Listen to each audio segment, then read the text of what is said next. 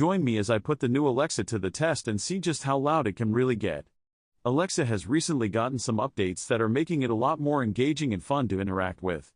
One of the most noticeable changes is that it's gotten a lot louder. I'm excited to dive in and explore what this means for users. For a while now, users have been complaining about Alexa's volume levels being a bit too low. I mean, you'd be in a room with some background noise, and suddenly Alexa's trying to talk to you, but you can barely hear her. It's pretty frustrating. I've had my fair share of times where I'm watching TV or have the music playing, and Alexa's trying to give me the weather update, but I can barely make out what she's saying. This wasn't just a minor annoyance, it actually affected how people used Alexa in their daily lives.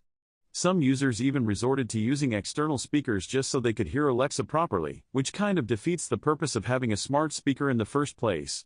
It's a shame because Alexa has so much potential to be an amazing tool, but if you can't even hear what it's saying, that potential is wasted.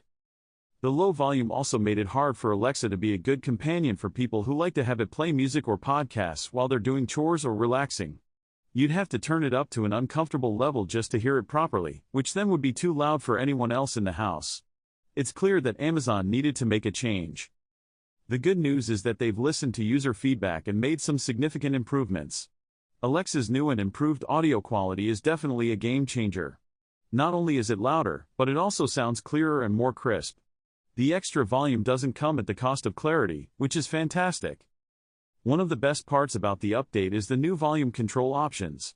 You can now adjust the volume level in a way that suits your environment. For example, if you're in a noisy room, you can turn Alexa up to make sure you can hear her, and then turn her back down when you're in a quieter space. This level of customization makes a huge difference in how you interact with Alexa. The enhanced audio quality isn't just about being louder, it's also about being more dynamic. Alexa can now produce a wider range of sounds, from soft whispers to loud music, without distorting or losing quality. This makes it way more enjoyable to use for music playback or listening to podcasts. To really put Alexa's new loudness feature to the test, I decided to do a little demonstration. I set up Alexa in my living room and cranked up the volume to see just how loud it could get. I was honestly surprised at how clear and loud Alexa was, even at max volume. I asked her to play some music, and it was awesome to see how well she handled it. The music was loud and clear, and I could easily hear the different instruments and vocals. I even tried asking Alexa to have a conversation with me while the music was playing, and I was impressed at how well she could cut through the noise.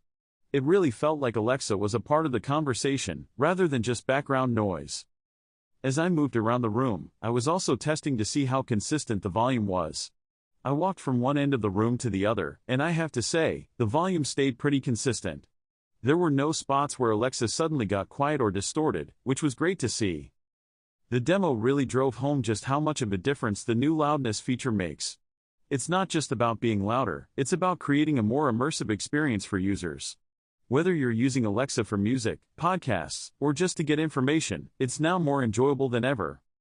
All in all, the improvements made to Alexa are a huge step in the right direction.